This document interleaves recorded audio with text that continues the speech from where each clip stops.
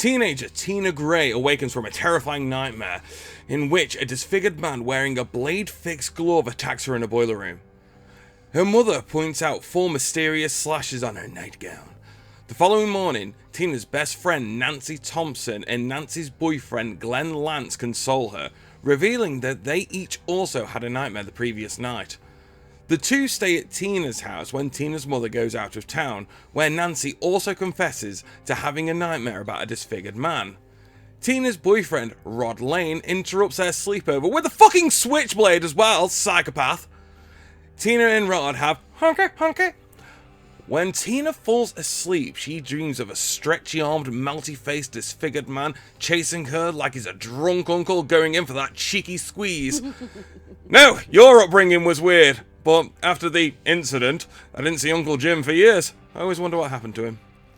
Rod is awakened by Tina's thrashing and sees her being dragged around the room like Tina's a stress ball and Big Fred hasn't had a wank for 3 months. Big Rod also gets thundercunted in that process too, doesn't he? My God! What hell of a smack! I know, she just head twats the fuck out of him, man! Then, fatally slashed and tossed onto the bed in a pool of her own blood. Rod is forced to flee as Nancy and Glenn are awakened to find Tina bloodied and dead. The next day, Nancy's policeman father, Don Thompson, arrests Rod despite his pleas of innocence. At school, Nancy falls asleep in class and dreams that a man is chasing her into the boiler room, where she is cornered. She then deliberately burns her arm on a pipe. The burn startles her awake in class, and she notices a burn mark on her arm. Nancy visits Rod at the police station, where he describes Tina's death along with his own recent nightmares about the same man stalking her in her dreams, leading Nancy to believe that the man killed Tina. At home, Nancy falls asleep in the bathtub and is nearly drowned by the man. Now that is an iconic shot with the glove just coming through the water. It's like Jaws. It is such a good shot though, but who falls asleep in the bathtub? Oh, I don't know. I sometimes try and make toast in there.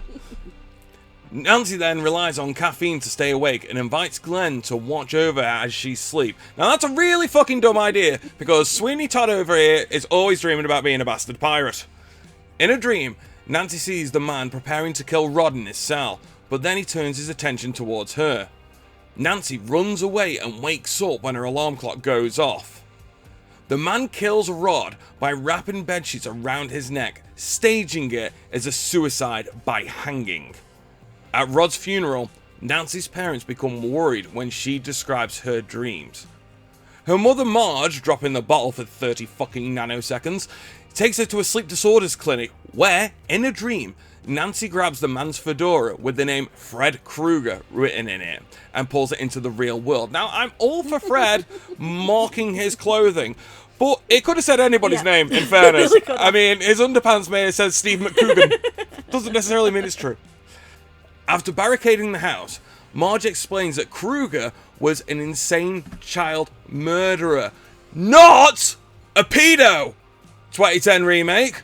Fred Krueger was a lot of things. He was a wrong'un. We didn't need to go there. He wasn't a kiddie fiddler. Who killed 20 children, but didn't touch them in the bum-bum.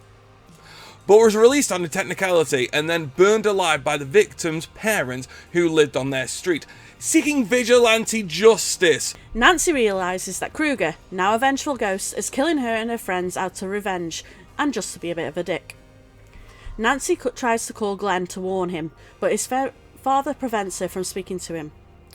Glenn falls asleep and is killed by Krueger. That is the blood, guys! Yeah. Ah! It's brilliant just seeing that blood explode out of the bed. The fun thing with this kill in particular, now with Tina's kill, they rotated the room on a set, and they used the same kind of setup for this kill, but the weight of the blood hitting the ceiling was so much, it started to turn again, and you see the kill, the blood just starts dripping like on a random angle.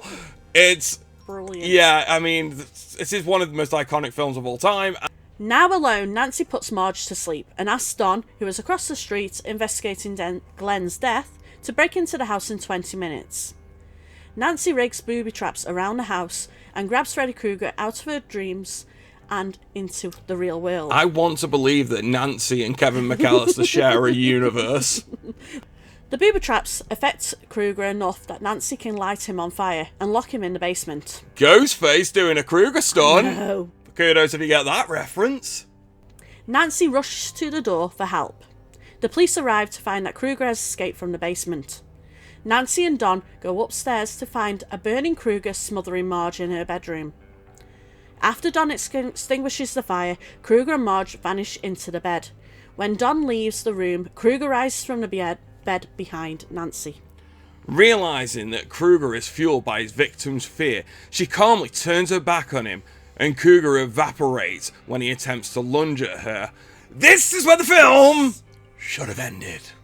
Nancy steps outside into a bright foggy morning where all the friends of her mother are still alive and well. Nancy gets into Glenn's convertible to go to school where the green and red Relive suddenly comes down and locks him in the car and drives uncontrollably down the street. Three girls, wired dress, warranty, Freddy's coming for you, playing jump rope, here chanting Krueger's nursery rhyme, whilst Margie's mannequin grabbed by Krueger through the door at the front. Oh my god, that bit's so bad! It is I hate that bit so much. When you slow that down, you can just plainly see that it's just a shop window mannequin trying to be dragged through the tiny little space on the door as well. It is brilliant. But this film should have ended with knowing about the fear of him. It should have. Because that would have been a brilliant way to set up for any more or anything. I really this liked that was Krueger before he started making jokes where he's meant to be shit your pants scary. Yes. And the fear was there of him. Yeah. It wasn't always a bit of a dick and he's a bit funny at the same time. He was scary. Yeah, multi-face man. I mean, he is scary. He's got fucking knives for fingers, for fuck's sake. You know? Yeah. I mean, Craven is just a genius. Absolute but evil genius. I mean, I know he wasn't for the end. The studio tacked that on at the end. It was kind of above his head that they kind of wanted to finish it with that. Yeah. Why? I don't know. Because that was dumb. I just don't get how we got to that from the really cool kills, the way they built him up, having Nancy be like, well, no, I'm not scared of you. Yeah, it kind of like it would have been that she perfect, overcame a fear. Yeah, but it would have also been that perfect final girl of she overcame it straight away and she was like, fuck you. Yeah. And carried on. I mean, it took Sydney 3 films to start going that way, bless her. But it's just such a stupid bit of an ending. It's a shit ending for a great film. Yes. One of the most iconic horror films of all time. And it's got like the worst ending out of all of them. It's almost like Scream 2 levels of bad ending. But the kills were brilliant. Oh, the kills were brilliant. How few there are. I mean, Chef's kiss for we've never counted kills before, but there's only like 4. And like Tina's is amazing. Yes. I don't think Tina's is my favourite. But it's also the practicalness of those kills It's as well. just, I think what does it for me is you spin around just when she absolutely twats Rod.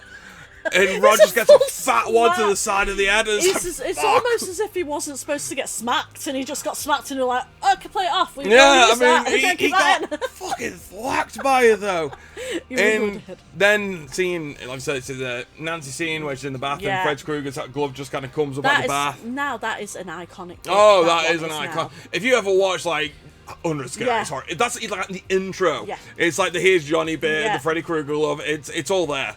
And that is an iconic shot. And they do let their own fucking... I'm so glad we're covering this franchise because it's fucking brilliant and it's fucking dumb as well. And this was fortunately before we get to prime time, bitch. And Freddy cracking one-liners all the time. And it does go a bit goofy. But it's just fucking done. I mean, 1984's Nightmare on Elm Street. It's a thing of beauty. But it's a shit ending in 2010 2010 Nightmare.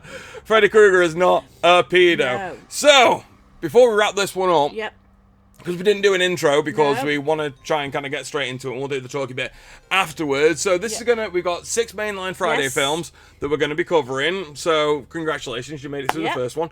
And so once we've got that, we have then got, one thing I wanted to ask you about. What about Freddy versus Jason? Come on, I know, but it's like two big wrestlers of doing the just arguing with each other. What about 2010 reboot? What the fuck did you just say to me?